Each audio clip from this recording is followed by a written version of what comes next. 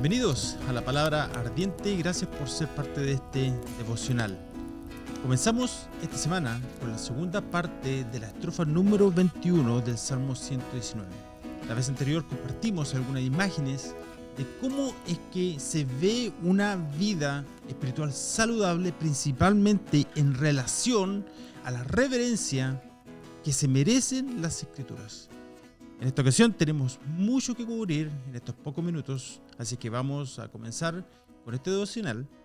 Y en esta ocasión estaremos compartiendo los versos 163 al 165 y dice así: Aborrezco y desprecio la mentira, pero amo tu ley.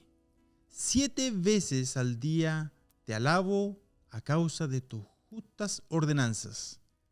Mucha paz tienen los que aman tu ley y nada los hace tropezar.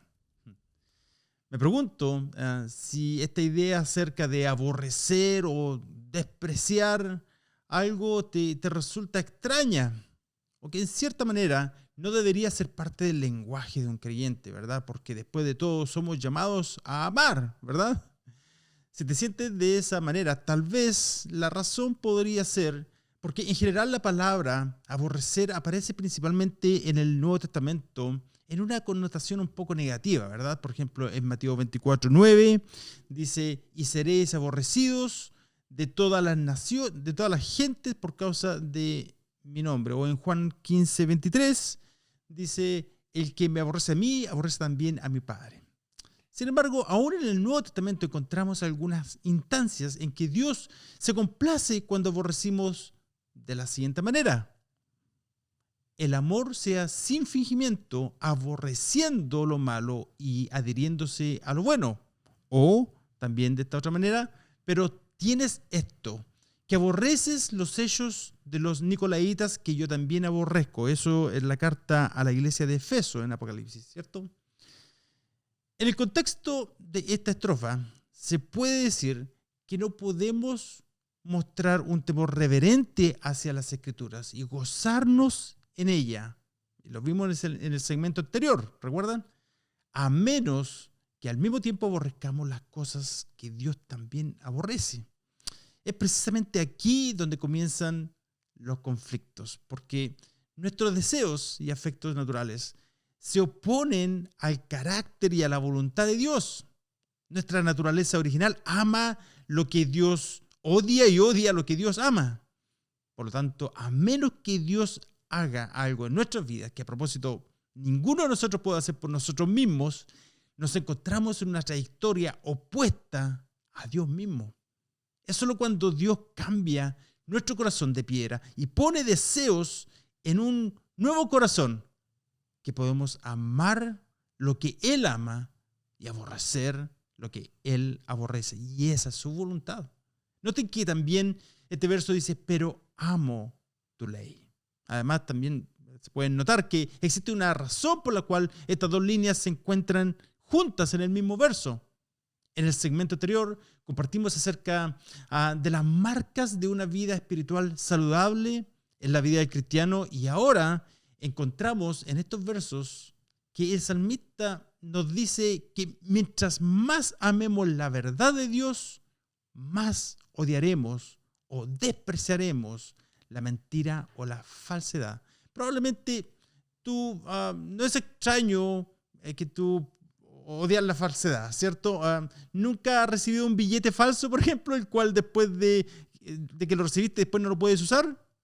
¿Cómo odia ese engaño, verdad? Cuando amas la verdad y al Señor Jesús, ¿cómo no odiar lo que el pecado hace en la gente y cómo destruye sus vidas? Cuando Juan escribe en Apocalipsis a la iglesia de Efeso, les elogia el hecho de que aborrecen a los nicolaitas. Esto nos dice que amar la verdad de Dios nos va a causar aborrecer las falsas doctrinas y las falsas enseñanzas. No podemos enterrar la cabeza en la arena y pretender que la falsa doctrina, los falsos maestros no existen.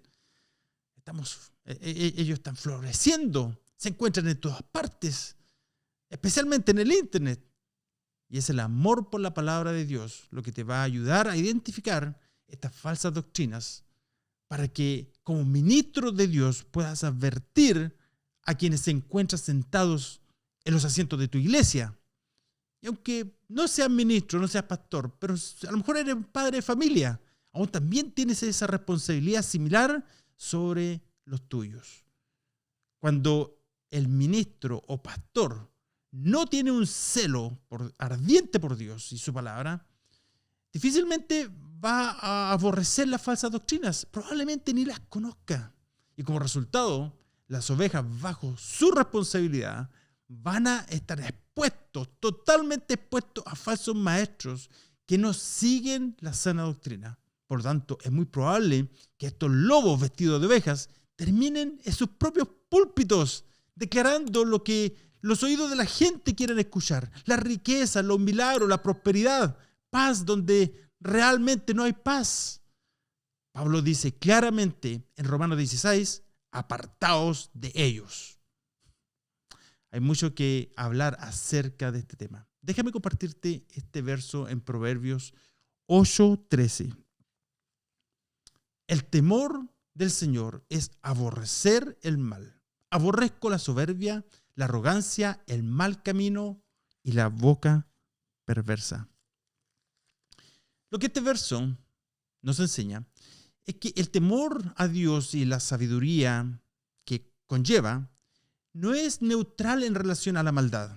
Esto no se trata de solamente acerca de dejar de hacer lo que desagrada a Dios, sino que se trata de aborrecerlo. No se trata solo de dejar de mentir, robar, de cometer adulterio en el corazón, sino de aborrecer estas cosas. Cuando amas a Dios y a su palabra, esto va a suceder en la vida del cristiano como resultado de Dios trabajando en la vida del cristiano. Cuando profesamos que somos cristianos y somos hombres y mujeres de fe, entonces decimos que participamos de la naturaleza divina y por lo tanto amas lo que Dios ama y aborreces lo que Dios aborrece. Vamos entonces al siguiente verso, 164. 7 veces al día te alabo, a causa de tus justas ordenanzas. Cuando el verso dice 7 veces, se refiere a una perfección. Y aquí Dios nos dice, a través de su palabra, que su carácter perfecto y sus atributos son dignos de este tipo de alabanza, por lo tanto restringe lo que es falso. Es la palabra de Dios y el Dios de la palabra lo que produce alabanza en nuestros corazones. Cuando amas la palabra de Dios y aprendes a conocer los atributos de Dios a través de su palabra, inevitablemente te van a llevar a alabarle. Déjame preguntarte algo. ¿Cuándo fue la última vez que se predicó en tu iglesia una serie acerca de los atributos de Dios? Conocer a Dios más profundamente es su voluntad. Y es exactamente lo que va a causar una adoración que tenga significado y que sea aceptable para Él. Porque no todas las adoraciones son aceptables para Él, ¿verdad? Entonces, ¿cómo es que deberíamos alabarle? Sé que me estoy adelantando a la próxima estrofa, pero mira lo que dice el verso 171. Mis labios rebosarán de alabanza cuando me enseñes tus estatutos. Amén. Lo que la Biblia nos dice es que existe una manera como Dios quiere que le alabemos. Dios no dejó este tema abierto para que se le alabe de la manera que se nos ocurra. Estos versos nos dicen que es la palabra de Dios la que informa y rige la alabanza. Hoy en día, lamentablemente, en muchas iglesias existe una predicación tan débil y tan superficial de la palabra de Dios. Tal vez te preguntes, ¿qué tiene que ver la predicación de la palabra con la alabanza a Dios? Tal vez tengan grupos musicales que a simple vista sean muy buenos, muy profesionales. Sin embargo, es claro que el tiempo de alabanza y adoración no es marcado por una adoración verdadera.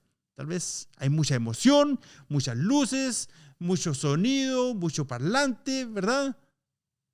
Pero no existe la verdadera alabanza. Juan 4:24 dice, Dios es espíritu y los que le adoran en espíritu y en verdad es necesario que le adoren. Y sin esa verdad es solo música ambiental, solo emoción, recuerdos y ritmo.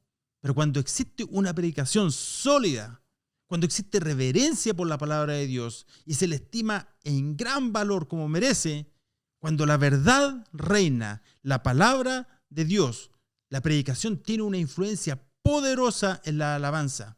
Esto sucede en una iglesia llena del Espíritu, la cual es una iglesia vibrante que canta y alaba al Señor. Veamos en el libro de Pablo a los Colosenses, ¿qué nos dice acerca de este tema? Que la palabra de Cristo habite en abundancia en ustedes, con toda sabiduría, enseñándose y amonestándose unos a otros con salmos, himnos y canciones espirituales, cantando a Dios con acción de gracia en sus corazones. Lo que el apóstol Pablo nos está diciendo aquí es que la palabra de Dios es tan rica, tan poderosa, que tiene la capacidad de influenciar poderosamente en las áreas de alabanza, la enseñanza y las relaciones fraternales, las cuales son tres áreas claves en la vida de la iglesia, ¿verdad? Pero noten que es la palabra de Cristo la que informa todas estas áreas y rige todas estas áreas. La palabra de Dios es central en la vida de la iglesia. Ahora, si te preguntas, ¿por qué tanta iglesia que profesa ser cristiana ha perdido el rumbo de una manera tan lamentable? Bueno, aquí lo tienes por qué. El verso dice, 7 veces al día te alabo a causa de tus justas ordenanzas. ¿Puedes decir que esta es tu propia experiencia, querido hermano? ¿Puedes decir que tu corazón se llena de gozo y existe una pasión en ti que te causa alabar a Dios y a crecer en gracia y en el conocimiento de Jesucristo? Este es además otra señal de un creyente con una vida espiritual saludable. Bueno, el último verso que estaremos compartiendo hoy dice, mucha paz tienen los que aman tu ley y nada los hace tropezar. Una vez más, el salmista enfatiza el amor por la palabra de Dios y lo que nos dice y lo que nos quiere transmitir es que a medida que nuestro amor se cultive y crezca, vamos a notar que las posibilidades de tropezar en las trampas del enemigo van disminuyendo.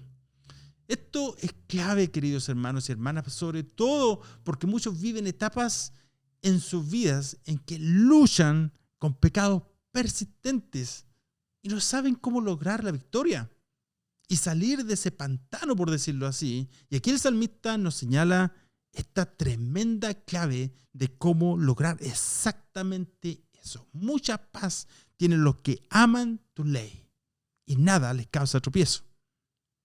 Debemos recalcar que antes de venir a la cruz de Cristo, la Biblia dice que éramos enemigos de Dios. La paz con Dios es el regalo que Él logró en la cruz de Cristo. Y esa es aún otra razón imperante por la cual debes venir y rendir tu vida ante la cruz. Y de esa manera llegar a ser su hijo.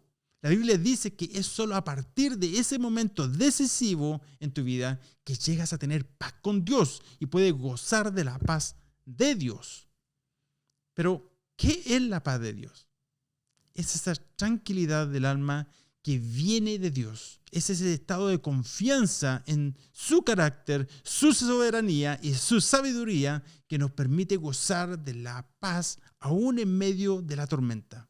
Uno de mis versos favoritos que he guardado a través del tiempo y que me ha ayudado mucho en momentos difíciles, como todos tenemos tiempos difíciles, ¿verdad?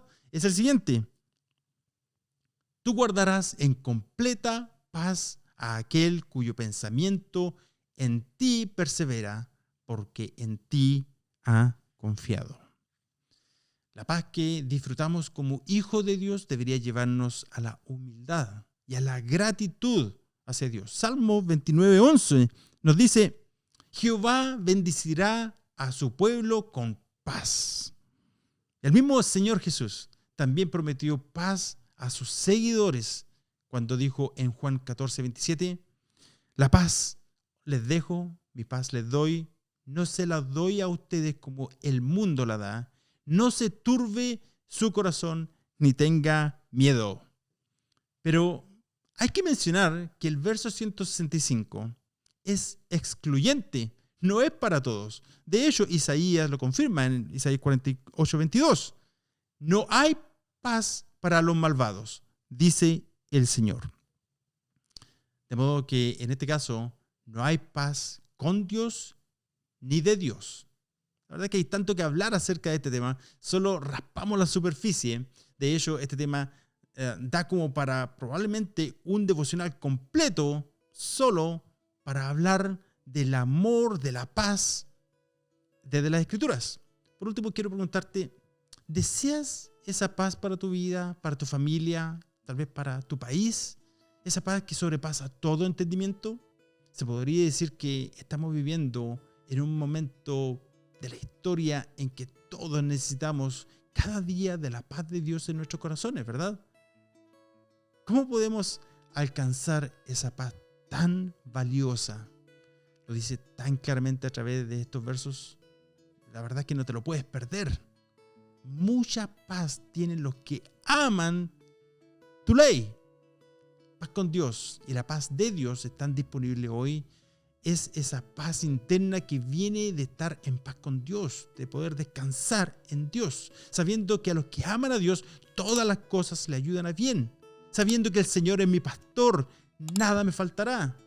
Es esa paz de saber que Dios dirige mis pasos a través de las Escrituras. Esa paz no es como la paz del mundo, sino una paz que solo puede venir de Dios. Lo vamos a dejar hasta ahí entonces. Que Dios te bendiga. Nos estaremos encontrando nuevamente en un próximo segmento devocional cuando estaremos concluyendo con esta estrofa llamada Sin en Shin. Será hasta pronto. Que Dios te bendiga.